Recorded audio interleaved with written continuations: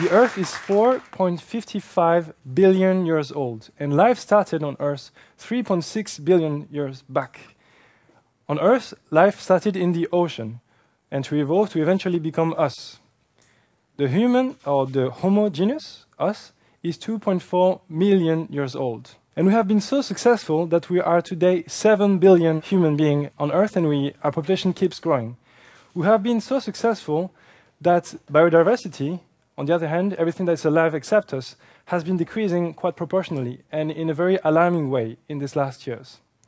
In fact, it's not because we are being cruel beings and trying to destroy them, but it's because we are fighting also for territory. If you look at the position of biodiversity, or where the hotspots are, hence, so it means where the greatest diversity of animals are living, it closely matches of where most human beings are also living. In fact, we're all congregating where there are more resources: water, food, shelter. And today, more than half of the population, human population, lives in large cities and near the oceans. So this tells us that large cities can only exist where there is water. And today, the cities have an enormous impact on rivers, lakes, and oceans. I'm going to take three very specific examples on which our organization called Open H2O is working. Every day we're consuming goods and we're producing lots of garbage. A lot of it is plastic. A lot of the garbage, plastic garbage, ends up in the ocean, and it breaks down in small pieces and end up accumulating in gyres. We call them also garbage patches. They break down and they're being eaten by fishes or birds, and they go up the food chain, and at which we're at the top. From January to April 2013, we'll be departing from San Diego, crossing the Pacific, going to the Japan Sea, to the Indian Ocean, Arabian Sea, South Atlantic, North Atlantic, into the Mediterranean, to measure plastic. Another important topic I'd like to talk about today is radiation. So I'm half Japanese, and half of my family lives in Niigata. Niigata is about 100 kilometers away from Fukushima. Last winter, I borrowed a bicycle and some Geiger counters, and I cycled from Tokyo to Sendai through Fukushima. Each point that you see is a point of radioactivity measurements. I've seen hundreds of kilometers of devastated coast, and also they are affected by radiation. This stretch of coast was one of the most urbanized coastline in the world. And today it looks like moonscape, and people are living in refugee camps. And radioactivity measurements given by the government are sometimes contradicted by resident measurements that sometimes say it's double, or, I mean, it's very different what the official message is and what people say. The third thing I'd like to talk about for ocean pollution are oil spills. You have a lot of oil in Norway, but this happened in New Orleans, in the Gulf of Mexico. So in 2010, I was working in MIT, but I moved to New Orleans to help on the cleanup activity.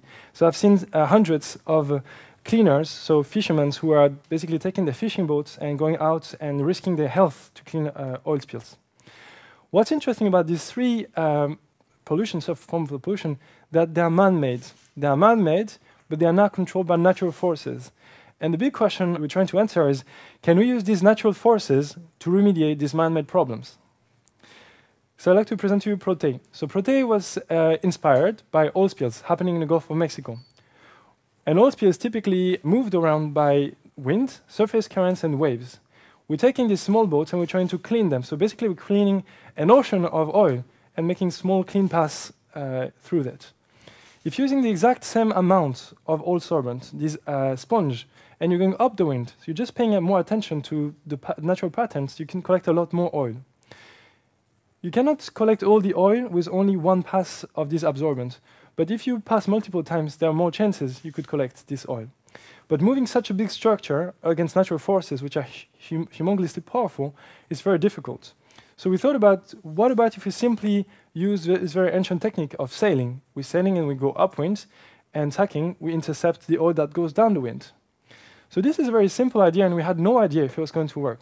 But instead of spending months in the lab, we immediately tried it.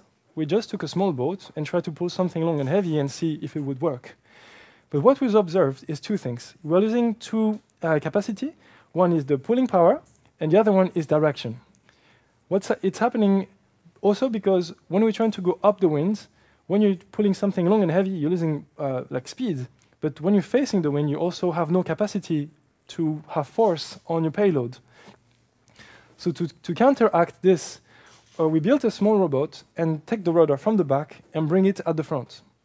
So this boat is only 1 meter, and what it's trying to pull behind it, it's 4 meters. With a rudder of 14 centimeters, we're capable of controlling 4 meters, which means that with very little force, we're capable of controlling something very large.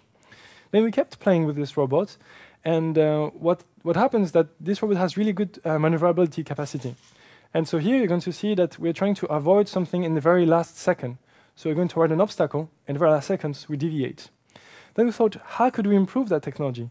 Instead of having only a front rudder, what if we had a front rudder and a back rudder that are synchronized? So a bit like a 4x4, like a car.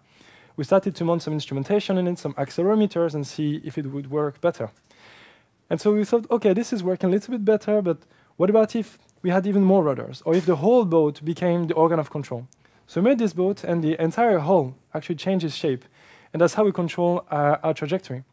So this boat effectively is incredibly more agile. And basically, when you're sailing, you have really the feeling of surfing. You can go closer to the wind, and you can correct your trajectory more progressively.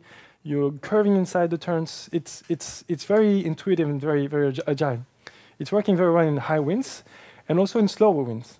So here we have a very low wind, and still you see how gracefully the boat is swimming through the water.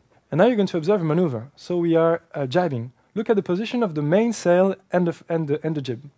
What's happening is that because the hull is curving, the front sail and the mainsail are at different angles to the wind, which means that we can never be in irons. We always have wind in our sail, which is exactly what we're looking for. This way we can have constant pulling power, which is what we're looking for.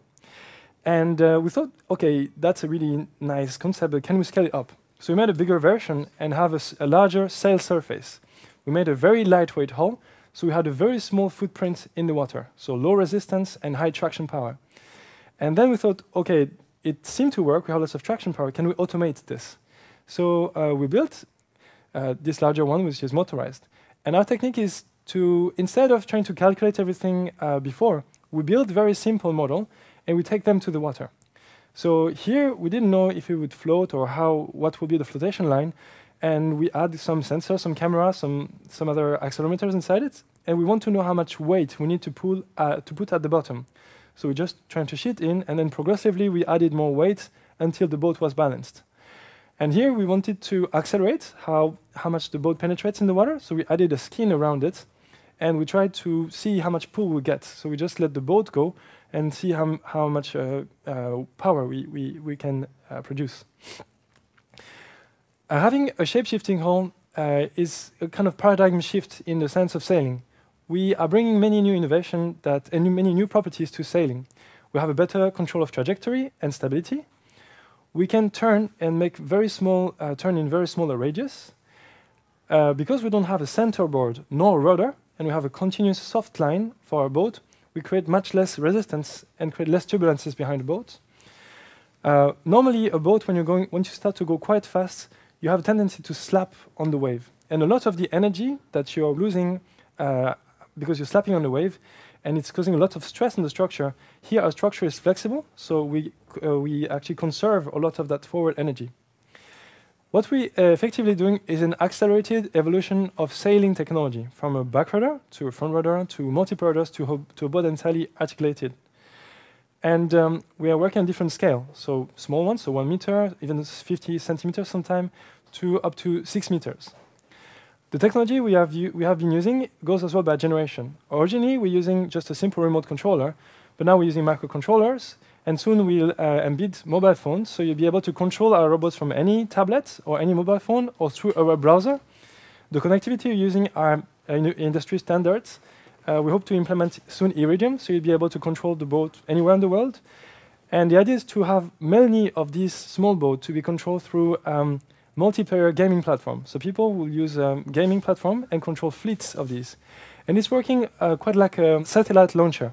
You have propulsion, which is at the front, and you have each module can carry a different payload. Our architecture is also evolving. We went from a simple remote controller or autonomous sensing robot to, that's the next step, to control multiple units with one central point.